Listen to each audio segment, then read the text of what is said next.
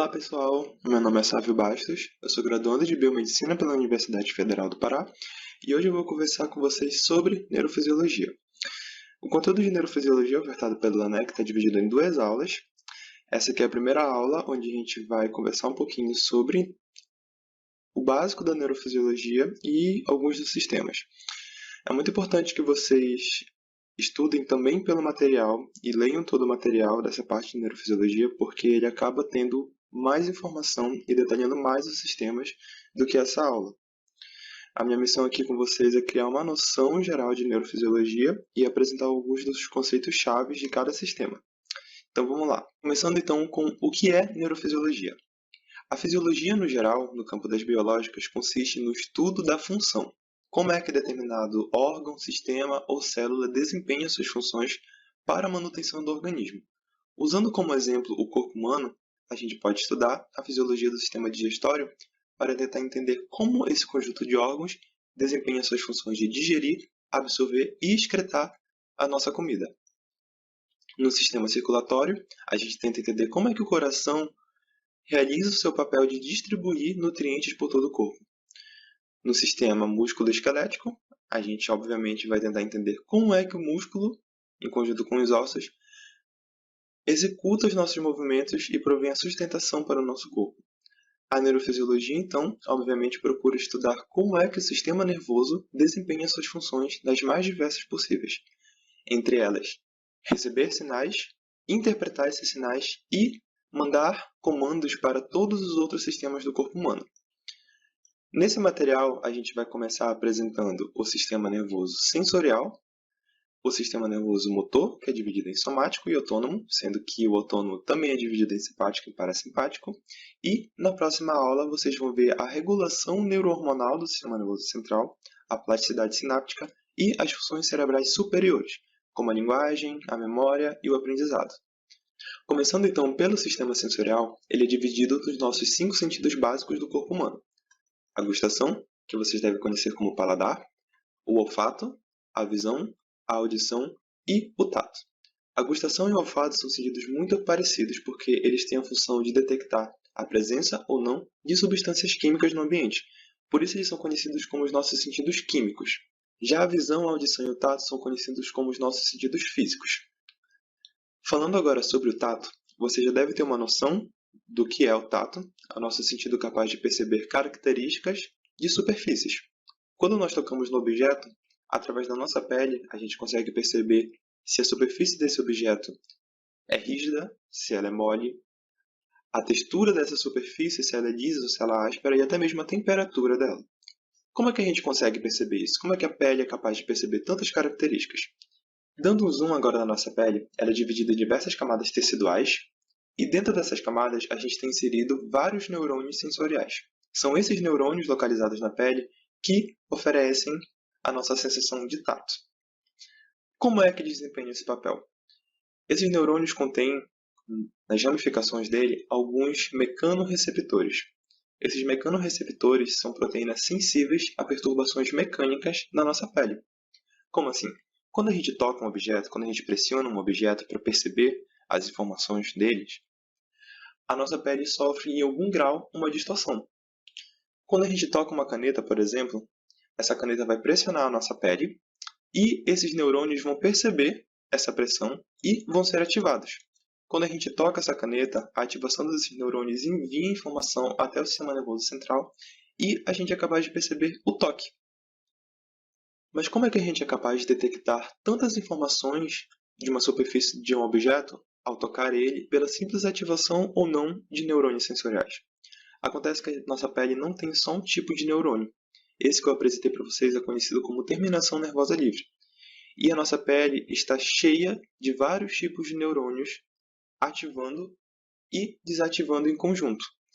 A gente tem neurônios especializados para detectar textura, neurônios especializados para detectar frio ou calor, vibrações e diferenças de pressões. Neurônios que são especializados em detectar pressões baixas e pressões altas na nossa pele. E, através da ativação conjunta de todos esses neurônios na nossa pele, ao tocar um objeto, a gente é capaz de perceber todas essas características. O sentido do tato, então, consiste basicamente na ativação desses receptores em grande quantidade e variabilidade e no processamento dessa informação no sistema nervoso central. A gente recebe a ativação desses vários neurônios, desses vários tipos de neurônios, processa essa informação e atribui uma característica a essa superfície. E é aí então que a gente sente ela. Isso explica em parte por que a gente tem áreas mais sensíveis e outras áreas menos sensíveis no nosso corpo. As áreas mais sensíveis, logicamente, contam com maior número, maior variabilidade de neurônios sensoriais. Usando como, por exemplo, a nossa mão, que possui alta sensibilidade no tato, vamos dizer que 10 centímetros da nossa pele tenham 4 neurônios sensoriais. Esses neurônios sensoriais, como eu disse para vocês, vão ser ativados quando eles entrarem em contato com o objeto. Se a nossa pele da nossa mão entrar em contato com um objeto de 10 centímetros, esses 4 neurônios vão ser ativados, certo? E essa informação vai viajar até o nosso sistema nervoso central e nessa área sensorial aqui localizada em azul, a gente vai conseguir interpretar como um objeto de 10 centímetros, porque todos esses neurônios estão sendo ativados. Agora, e se a gente entrar em contato com um objeto de 5 centímetros, metade dessa superfície? Logicamente, só 2 desses neurônios vão ser ativados. A gente consegue, então, distinguir esses dois objetos. Se apenas esses 2 neurônios entrarem em contato com o objeto, a gente também consegue perceber diferencialmente isso, o que não acontece quando a gente tem uma superfície pouco inervada. Vamos dizer agora que esse esquema aqui represente a nossa costa. A nossa costa, numa mesma superfície de 10 centímetros, tem somente um neurônio sensorial inervando ela. O que acontece quando o objeto de 10 centímetros entra em contato com a nossa costa? Esse neurônio vai ser ativado e essa informação vai ser enviada até o nosso sistema sensorial, como um objeto de 10 centímetros. Mas se apenas metade dessa superfície for ativada, se ela entrar em contato com o objeto, o neurônio sensorial na nossa costa vai ser ativado da mesma forma. A gente não vai conseguir, então, distinguir um objeto de 10 centímetros, de 1 centímetro ou de 5 centímetros, porque todos vão ativar esse neurônio da mesma forma.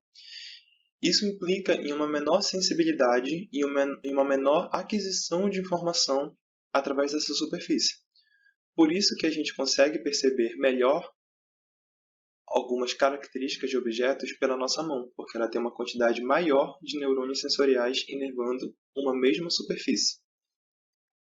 Agora eu vou passar um pequeno vídeo para vocês para ilustrar novamente como é que a nossa pele é capaz de sentir tanta coisa quando a gente toca no objeto.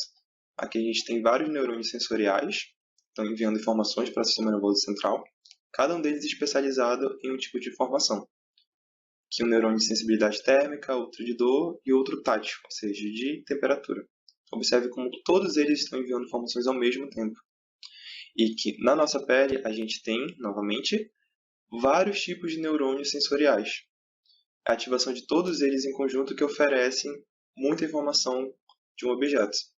Nesse exemplo aqui de sensação térmica, quando a gente passa a mão sobre uma vela, a gente vai sentir o calor dessa vela através da ativação do corpúsculo de Ruffini, mas a gente também vai sentir dor, logicamente, caso a gente entre em contato muito tempo com o fogo. A gente vai receber então a informação de 2 receptores, a ativação do corpúsculo de Ruffini e a ativação de um receptor sensível à dor.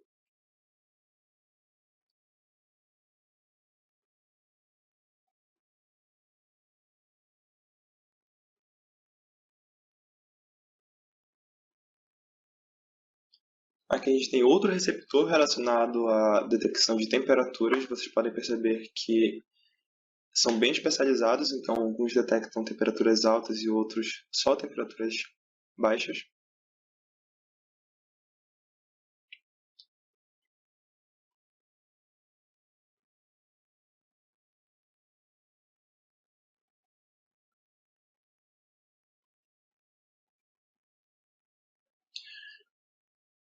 Esses receptores de pressão têm uma diferença fundamental de nível de pressão. Eles são sensíveis somente a alguns níveis de pressão, dependendo do receptor. Então, a gente tem alguns receptores que são ativados quando a gente tem um pequeno estímulo na pele, como, por exemplo, um objeto muito leve, uma pena, E a gente tem receptores que são ativados quando a gente tem uma alta pressão na nossa pele. Eles não ativam juntos. A gente tem uma sensação só para uma pressão alta e uma sensação para uma pressão baixa.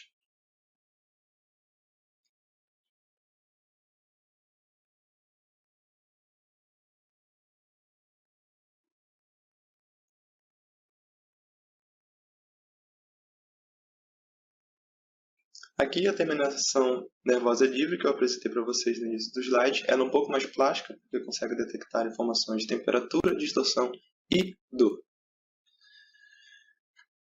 Continuando agora falando sobre a gustação, que vocês devem conhecer novamente como paladar, é o sentido capaz de perceber informações químicas, a presença e a concentração de substâncias em alimentos que entram em contato com a nossa língua. A nossa língua possui células gustatórias, mostradas bem aqui, que estão organizadas em grupos, que possuem receptores sensíveis a substâncias químicas. Quando essas células entram em contato com as substâncias químicas presentes nos alimentos, elas são ativadas e esse sinal de ativação percorre essas fibras nervosas até o nosso sistema nervoso central, onde a gente organiza todas as informações e atribui um sabor ao alimento. Cada uma dessas células gustatórias, ou neurônios sensoriais, é sensível apenas a um tipo de informação, ou seja, a um tipo de gosto. E nós temos 5 principais: o doce, o amargo, o salgado, o azedo e o umami, que é o gosto mais novo. Ele é atribuído como uma sensação de saboroso no nosso paladar. Quando a gente ingere um alimento e esse alimento entra em contato com a nossa língua, as substâncias químicas presentes neles vão entrar em contato também com as células gustatórias. E como eu disse, cada uma dessas células gustatórias tem receptores especializados para um dos gostos. Vamos dizer que essas aqui estejam especializadas para detectar o gosto doce. Quando a gente come alguma coisa doce e sente a sensação de doce, quer dizer que uma alta quantidade de substâncias nesse alimento é capaz de ativar esses receptores sensoriais localizados nas células gustatórias. Esse sinal, então, é enviado até o sistema nervoso central e ele é capaz de identificar que essas células ativadas são sensíveis ao doce. Ou seja, a gente está ingerindo um alimento que tem o gosto doce. E os mecanismos pelos quais essas substâncias químicas ativam esses receptores localizados na nossa língua, sensíveis ao gosto, são diferentes para cada um desses sabores. O gosto doce, por exemplo, é detectado por um conjunto de moléculas que são muito calóricas. Ou seja, quando a gente ingere uma substância que é muito calórica, provavelmente ela vai ser atribuída como um gosto doce para a nossa língua. Já o gosto amargo é detectado em substâncias que possuem um baixo valor calórico ou que sejam conhecidas pelo nosso organismo como nocivas. É por isso que a gente sente o gosto amargo em muitas plantas, que o nosso organismo identifica plantas como potenciais substâncias tóxicas. Já os gostos salgado e azedo são atribuídos às altas concentrações de íons nas substâncias. O gosto salgado atribuído aos íons íon sódio que está presente no sal de cozinha, e o gosto azedo é atribuído à alta concentração de íon hidrogênio. Se vocês lembram um pouquinho de química, uma alta concentração de hidrogênio significa um pH mais baixo, ou seja, um pH mais ácido. E é essa acidez que a gente sente como azedo nas comidas. Já o umami, que é o gosto mais recente dos três, é atribuído à presença de glutamato na comida. O mesmo glutamato lá da neuroquímica. Quando a gente tem glutamato na nossa comida, ele vai ativar os neurônios sensoriais ao umami, sensíveis ao umami, e a gente vai sentir a sensação de saboroso na comida. Falando sobre o olfato, que como eu mencionei antes, é um sentido muito parecido com a gustação, ele também vai perceber a presença de substâncias químicas, só que no ar, ao entrar em contato com os nossos cílios olfatórios localizados no nariz. O olfato, porém, acaba sendo muito mais sensível e muito mais especializado que a gustação.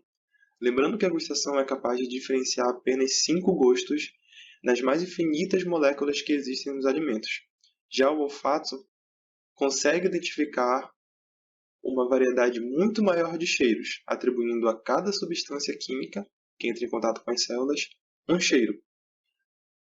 Essa é a estrutura básica do sistema olfativo, onde aqui a gente tem a superfície interior do nosso nariz e onde estão localizadas as células olfatórias, os nossos neurônios sensoriais sensíveis ao cheiro.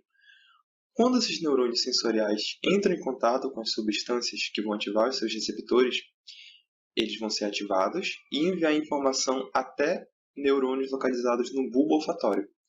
É o bulbo olfatório que vai organizar toda essa informação aqui e enviar esses sinais até o nosso sistema nervoso central, no córtex olfativo, onde a gente vai processar a informação e atribuir o cheiro a ela.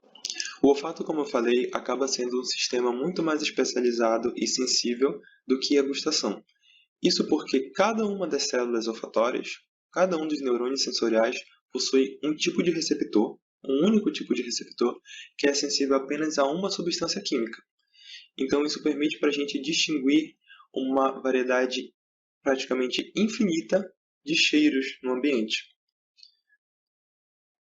Na gustação, o gosto doce, por exemplo, é atribuído a um conjunto de moléculas que sejam relacionadas a um alto valor calórico. Já no olfato, cada receptor vai ser ativado somente por um tipo de molécula, e cada molécula vai ativar somente um tipo de receptor. Ou seja, a gente tem um cheiro, um aroma, a gente atribui uma informação para cada tipo de molécula que entra em contato com as nossas células olfatórias. Aqui a gente tem uma molécula que é atribuída ao cheiro de baunilha, ou seja, quando essa molécula está presente no ar ou nos alimentos, nós vamos detectar ela e atribuir o cheiro de baunilha. Nós vamos sentir o cheiro de baunilha.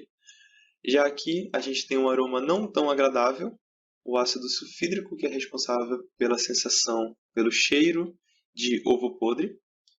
Já essa molécula aqui dá a sensação, oferece o cheiro para a gente de cravo da Índia. É ela que está localizada, que está presente em alta quantidade em cravos da Índia e é responsável pela maior parte do cheiro deles. Novamente, um cheiro não tão agradável, esses são anéis de pirimidina, e quando esses anéis de pirimidina ativam receptores olfatórios, a gente sente o cheiro equivalente a de peixe podre. Essas são apenas algumas das substâncias que a gente é capaz de detectar pelo nosso olfato.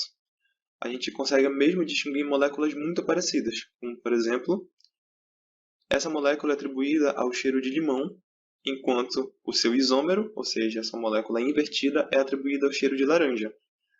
Acabam sendo aromas um pouco parecidos, só que a gente consegue diferir claramente em cada um deles, por mais que a estrutura química dessas substâncias seja muito parecida. É importante falar que o aroma que nós sentimos em ambientes, em objetos, em alimentos, não é atribuído praticamente nunca a só um tipo de substância que a gente está detectando no olfato.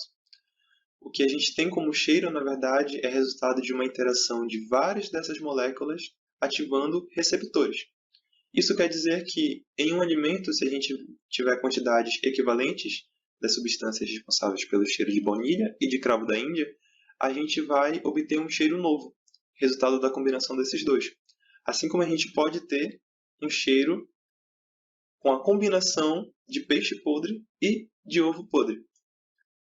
Ainda sobre essa questão da combinação de cheiros, eu não sei se vocês já perceberam, mas desde o início dessa aula, eu nomeio o sistema dos gostos, a gustação, como gustação e não como paladar. Isso porque o que a gente chama de paladar, o gosto final dos alimentos, é um conjunto entre os sinais enviados pelas células sensoriais do sistema gustatório e pelo olfato. É a ativação desses dois tipos de neurônios sensoriais que oferece para a gente o gosto. E o olfato, na verdade, é responsável pela maior parte do gosto que nós sentimos. Isso porque na gustação a gente é capaz de distinguir apenas 5 informações básicas: amargo, doce, azedo, salgado e umami. Além disso, a gente não consegue diferenciar os alimentos, exceto pela textura. Isso significa dizer que sem o olfato a gente só conseguiria perceber esses 5 gostos, e não o gosto final dos alimentos. É o que a gente pode ver, por exemplo, quando estamos gripados e nosso nariz entope. O que acontece é que a gente perde boa parte do olfato e as comidas perdem todo o gosto. A gente consegue diferenciar uma comida salgada de uma comida doce e uma comida azeda, mas o gosto maior dela se perde, justamente porque ele era atribuído à detecção das substâncias presentes nessa comida pelo olfato. O gosto, então, surge lá no nosso sistema nervoso central, no córtex, quando a gente une as informações vindas lá da gustação e do olfato. A união dessas informações que oferece para a gente o gosto final dos alimentos. Uma informação importante para se comentar sobre o olfato é que, assim como na gustação, que a gente atribui uma determinada substância um gosto amargo, uma sensação ruim, o olfato também faz associações com a presença de moléculas a uma sensação ruim. É por isso que alguns cheiros a gente identifica como desagradáveis e outros agradáveis. Até mesmo alguns cheiros como neutros, quando a gente não tem uma experiência prévia com esse cheiro. Isso é especialmente útil quando a gente vai ingerir um alimento. A gente consegue identificar nesse alimento se ele vai fazer bem ou não pelo cheiro dele, se ele é agradável ou não. É por isso que peixe podre e o ovo podre, que potencialmente vão fazer mal para o nosso organismo, caso a gente ingira eles, geram uma sensação ruim. A gente identifica como um cheiro não muito agradável. Mas o olfato, novamente em relação à gustação, tem um poder muito maior de associação a esses estímulos bons e ruins. Isso porque a gente pode atribuir sensações boas ou sensações ruins, a presença dessas moléculas aos cheiros, com base nas nossas experiências com elas. Ou seja, se nós temos uma experiência negativa que é atribuída a determinado cheiro, nós vamos identificar esse cheiro, a partir de agora, como um cheiro desagradável. Esse poder de associação muito forte pode ser explicado, em parte, pela conexão que o sistema olfatório tem com o sistema límbico, que vocês já viram ou vão ver que é um sistema muito relacionado com emoções. Então, quando nós passamos por um momento muito ruim, um momento traumatizante, um momento desagradável, e junto desse momento nós estamos sentindo a presença de substâncias pelo olfato, nós podemos atribuir a essa substância agora um cheiro desagradável. Voltando aos sentidos físicos, vamos falar agora um pouquinho sobre visão. A visão é o nosso sentido capaz de perceber no ambiente ondas eletromagnéticas, aquelas ondas que não precisam de matéria para se propagar. A gente consegue perceber apenas uma frequência, um espectro muito pequeno dentre esses exemplos que eu trouxe para vocês de frequências de ondas eletromagnéticas. Apenas esse espectro aqui, que a gente conhece como espectro de luz visível, nós percebemos por cores. Além dele, infravermelho, ondas de rádio, ultravioleta, raio-x e raios gama, a gente não consegue enxergar. Mas por que a gente consegue perceber só essa fração dentro de um espectro tão grande de ondas eletromagnéticas? A explicação é, novamente, receptores. A gente tem receptores que conseguem identificar somente esse espectro visível aqui. Além dele, esses nossos receptores não conseguem perceber a luz visível. Mas será que se nós tivéssemos receptores que conseguissem identificar um pouco além desse comprimento de onda, nós conseguiríamos identificar raios ultravioleta e infravermelho? O que acontece com alguns animais? Os pássaros, por exemplo, são capazes de identificar raios ultravioleta graças à presença de um receptor a mais em relação aos humanos. Abelhas também são capazes de identificar raios ultravioleta, isso é especialmente útil para a detecção de pólen, que reflete a luz ultravioleta. Do outro lado, no infravermelho, nós temos cobras, que têm uma visão térmica graças à percepção de ondas infravermelhas. Isso permite a elas identificar predadores que se destacam pela sua temperatura no ambiente. Aqui a gente tem uma comparação de uma visão normal, humana, e o que seria a visão de uma cobra. Vocês podem perceber então que muito da visão se resume à presença ou não desses receptores sensíveis a comprimentos de ondas específicos. Esses receptores e os neurônios sensoriais à luz, vamos ver um pouquinho primeiro da anatomia do olho humano. Esse é um esquema bem básico do olho humano, só para apresentar para vocês alguns dos elementos essenciais para a nossa visão. Bem aqui a gente tem a íris, córnea, cristalino, e onde não está identificada aqui a pupila, no meio da íris. A retina, atrás do olho, onde estão localizados os neurônios sensoriais. Quando a luz chega no nosso olho, ela é primeiramente focalizada pela córnea e pelo cristalino. A íris e a pupila aqui já têm a função de controlar quanto de luz entra no nosso olho. Elas que vão dizer quando a gente precisa de mais luz ou de menos luz, contraindo e dilatando a pupila. A córnea e cristalinos vão então focalizar a luz que entra no olho para chegar até a retina. E é na retina que a gente tem os neurônios sensíveis à luz. Na nossa retina, a gente tem dois tipos principais de células, os cones e os bastonetes. E ambos são capazes de identificar sinais luminosos, ou seja, são sensíveis à luz e são ativados na presença dela. Os bastonetes residem em que os cones são capazes de identificar cores, enquanto os bastonetes são ativados só quando a gente tem pouquíssima presença de luz. A gente não consegue identificar cores com os bastonetes, mas eles são mais sensíveis à luz que os cones. Um é responsável pela visão em cores, quando a gente tem sinal luminoso o suficiente para identificar essas cores, e o outro, uma visão preto e branco, quando a gente tem pouquíssimo sinal luminoso, apenas para nós conseguirmos identificar contornos de objetos e a profundidade. Quando a luz entra em contato com essas células, todas são ativadas da mesma forma, sendo os bastonetes, novamente, mais sensíveis a ela. Esse sinal de ativação, então, percorre desde a retina, onde são localizados os neurônios sensoriais, pelo encéfalo, onde passam pelo quiasma óptico aqui, e culminam no córtex visual. É no córtex visual que a gente vai processar todas essas informações vindas da retina, desses sinais luminosos, e atribuir a elas cores, contornos, profundidade, movimento e associar elas com os nossos conhecimentos. Então, é aqui no córtex visual que a gente vai identificar os objetos, as cores de objetos, pessoas e tudo mais. Partindo para o último dos nossos sentidos, a audição, é no nosso sentido responsável por perceber um espectro de ondas mecânicas que se propagam no ar, ou seja, o som. A audição é muito parecida com a visão nesse sentido de identificar certo espectro de ondas através de receptores que são sensíveis somente a esse espectro. Ou seja, além dessa frequência sonora que nós somos sensíveis, nós não escutamos. Abaixo também nós não escutamos. Mas isso não significa que nós não seríamos capazes de escutar caso tivéssemos receptores. Alguns animais são capazes de identificar e até mesmo se comunicar por frequências maiores, como os morcegos, ou frequências menores, como os elefantes. Essa comunicação, obviamente, nós não percebemos porque está fora do nosso espectro audível. Mas como a gente consegue diferenciar tantas frequências dentro desse espectro audível, que vai de 15 Hz até 20.000? Aqui a gente tem alguns dos elementos do nosso sistema auditivo, que começa desde o nosso pavilhão externo da nossa orelha até a cóclea, onde os sinais mecânicos culminam na transmissão para as células sensoriais da orelha e percorre o canal auditivo até vibrar, até sensibilizar a nossa membrana timpânica, que a gente chama de tímpano. O caminho do som começa na nossa orelha e vai percorrendo o canal auditivo até vibrar, sensibilizar a nossa membrana timpânica ou tímpano. A vibração causada pelo som na membrana timpânica vai também vibrar, respectivamente, o martelo, a bigorna e o estribo, que são ossículos do nosso sistema auditivo.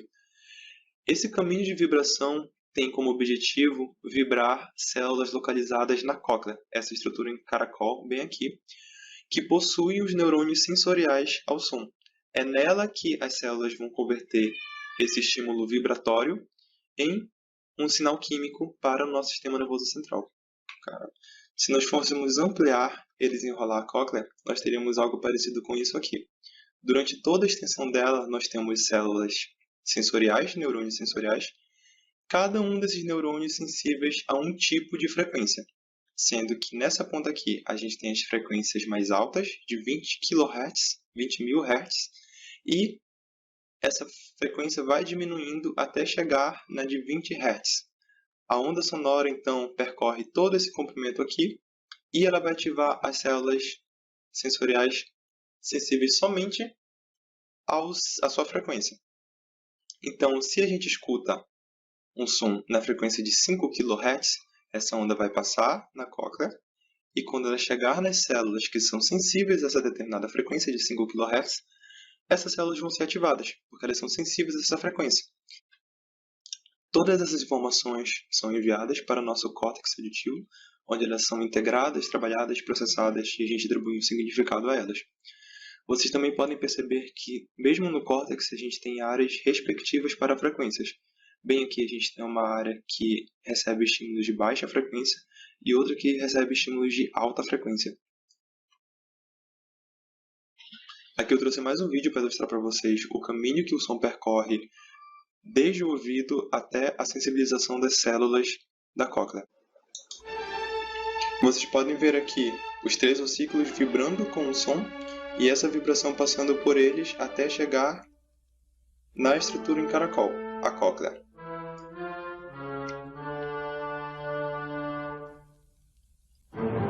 Com base na frequência da música que está tocando, diferentes áreas da cóclea vão sendo ativadas, porque cada uma dessas áreas aqui, coloridas, corresponde a frequências diferentes.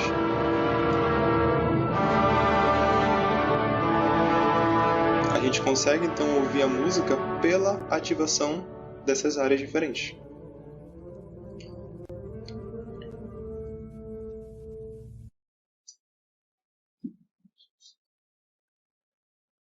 Esse aqui é um bom exemplo de ativação onde está sendo emitido o tom puro de frequência, ou seja, a frequência somente de 10.000 Hz. Esse som vai ativar só essa frequência de neurônios aqui na cóclea. Então vocês veem que a onda sonora percorre todo o comprimento da cóclea, mas vai ativar só um determinado grupo de neurônios correspondente à frequência. A mesma coisa em frequências mais baixas, de 4.000 Hz e de 2.000 Hz. Isso que vocês estão ouvindo, provavelmente, é o tom puro, ou seja, só esses neurônios de vocês estão sendo ativados. A gente vai partir agora para os sistemas nervosos motores. O primeiro deles, o sistema nervoso somático, que é o responsável pelo controle do nosso movimento voluntário. No sistema sensorial, vocês devem ter percebido que todos os sentidos começam por receptores que levam informação. No sistema nervoso sensorial, vocês devem ter percebido que todos os sistemas têm uma coisa em comum. Eles são ativados por receptores que levam uma informação até o sistema nervoso central e essa informação é processada e a gente entende ela como uma sensação. Já no sistema nervoso motor, a informação vai partir do sistema nervoso central para a região periférica do nosso corpo, para o controle dos nossos músculos. O estudo da fisiologia do sistema nervoso somático começa, então, pelo sistema nervoso central. É a partir dele que a gente planeja os nossos movimentos e envia as ordens para os nossos músculos. O estudo da fisiologia do sistema nervoso somático, então, começa pelo sistema nervoso central, nessa área motora que compreende a área suplementar e o córtex motor primário. É nessa região do cérebro que a gente planeja os movimentos e emite as ordens para os músculos. Cada uma dessas áreas aqui compreende aproximadamente o controle de uma parte do nosso corpo. Quando nós queremos mover a nossa mão, por exemplo, nós primeiramente pensamos no movimento, então esse movimento é planejado, e a ordem para executar esse movimento é enviada até o córtex motor, que envia um sinal até os músculos. Esse sinal parte do córtex motor, onde a gente planeja o movimento, vai até a nossa medula. Na medula, a gente emite sinal para um neurônio motor. Esse neurônio motor vai da medula até o nosso músculo-alvo, no caso a nossa mão, e esse neurônio vai secretar neurotransmissores no músculo. Esses neurotransmissores que vão dar a ordem para o músculo contrair ou relaxar. E aí, através de vários neurônios motores, partidos do córtex motor, que executam ordens e secretam neurotransmissores nos músculos, que a gente tem um movimento. Então, novamente, quando a gente pensa em mover as pernas, nós planejamos esse movimento, a ordem sai do sistema nervoso central, percorre os neurônios e chega até o músculo, onde há a contração. Se nós queremos mover qualquer músculo do nosso corpo, o princípio é o mesmo. Nós planejamos o movimento e uma ordem passa do sistema nervoso central até o músculo, através de neurônios motores. Um fato importante sobre a organização do sistema nervoso somático é que a sua área cortical está localizada muito próxima ao córtex sensorial, que já foi apresentado para vocês no tópico de tato. Quando a gente segura uma caneta, por exemplo, a gente planeja o movimento da mão, envia os sinais e os músculos executam esse movimento.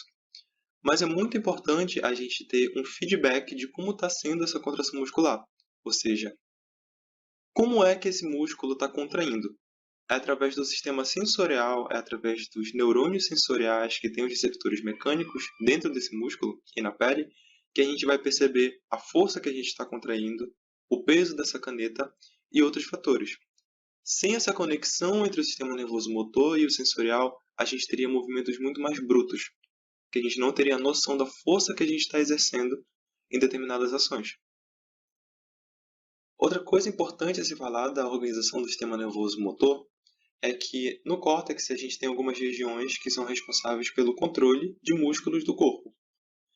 Quando essas regiões são lesionadas no córtex, muito provavelmente a gente vai perder o controle desses músculos. Então, se nós lesionamos a área responsável pelo controle e planejamento dos movimentos da perna, nós vamos perder o controle do movimento dos músculos dessa perna, porque a gente vai deixar de enviar adequadamente os sinais partidos do córtex até o músculo. Uma outra forma de perder o movimento voluntário desses músculos é rompendo em algum momento a conexão do córtex até esse músculo, seja pelo rompimento da coluna vertebral, que consequentemente rompe a conexão desses neurônios do córtex até o músculo, até uma lesão no nervo que chega da coluna vertebral até o músculo. Em qualquer uma dessas situações, a gente perde a comunicação entre o córtex e o músculo, e consequentemente perde o controle voluntário desse músculo. Eu trouxe mais uma animação agora para vocês, focando um pouco mais na comunicação entre o neurônio motor e o músculo. Dentro desse neurônio motor, a gente tem várias vesículas contendo neurotransmissores que vão ser os responsáveis por dar a ordem para o músculo contrair. Quando a ordem passa do córtex até o neurônio motor e ele é ativado, essas vesículas vão se fundir à membrana da célula e vão liberar os neurotransmissores. Esses neurotransmissores então vão ser distribuídos pela superfície do músculo e vão ativar receptores que desencadeiam a contração muscular.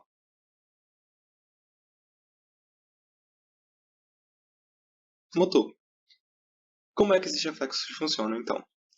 Aqui a gente tem um exemplo do reflexo mais conhecido, que é o reflexo patelar. Provavelmente vocês já ouviram falar. Ele consiste em a gente bater com um martelinho, pressionar, um tendão localizado no joelho. Quando a gente faz isso, o músculo adjacente a esse tendão da coxa, ele vai ser estirado, ou seja, ele vai esticar além do que ele deveria. Dentro desse músculo, a gente tem alguns receptores sensoriais, que eles vão sentir quando o músculo é estirado. Assim que eu bato com o martelo, o músculo é estirado, os receptores são ativados e o neurônio manda um sinal até a coluna. Parte desse sinal vai até o córtex motor, onde a gente vai perceber ele e executar um movimento. Mas antes disso acontecer, ele faz uma conexão com o neurônio motor diretamente. E esse neurônio motor vai enviar um sinal para esse músculo da coxa contrair. E é aí que a gente tem um reflexo. Ou seja, a partir do estiramento desse músculo, a gente envia um sinal que vai diretamente para o neurônio motor e ocasiona uma contração sem o comando do córtex. O reflexo patelar, como eu disse, apesar de ser o mais conhecido, não é o único encontrado no nosso corpo, e a gente tem reflexos até mesmo para estímulos dolorosos. Quando, por exemplo, a gente coloca a mão sobre uma vela, e essa vela queima a nossa mão, a gente vai sentir a temperatura quente, a gente vai sentir a dor, só que antes da gente executar o movimento de retirar a mão de cima da vela, pelo estímulo doloroso, alguns receptores localizados na nossa mão de dor vão enviar um sinal para a nossa coluna e desencadear um movimento reflexo para retirar essa mão de cima da vela. Então, apesar da gente sentir a dor e enviar o comando para executar esse movimento, ele acontece antes mesmo da gente percebê-lo. Esse aqui é um vídeo básico sobre o reflexo patelar, caso vocês não tenham visualizado bem ainda. Quando a gente estira o músculo através da batida com o martelo, esse músculo vai ativar receptores sensoriais dentro dele, e esses receptores sensoriais vão enviar um sinal até a coluna vertebral. E, imediatamente, eles vão ativar neurônios motores.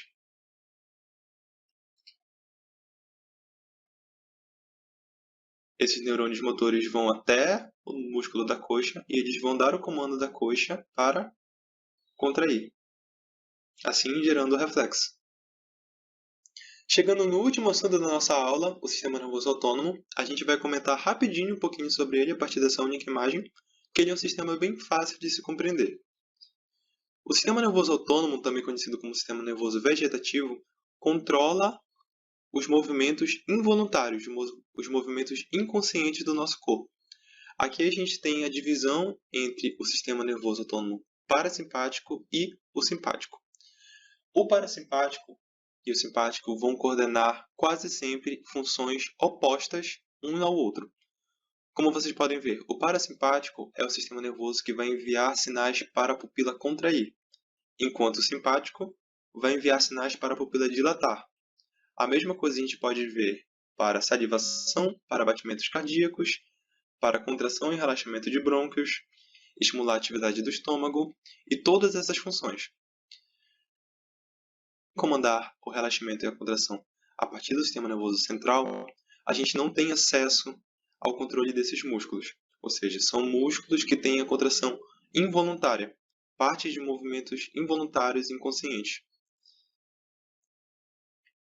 É aqui nesse esquema também que a gente consegue visualizar como é que o sistema nervoso central controla praticamente todos os outros sistemas do corpo humano.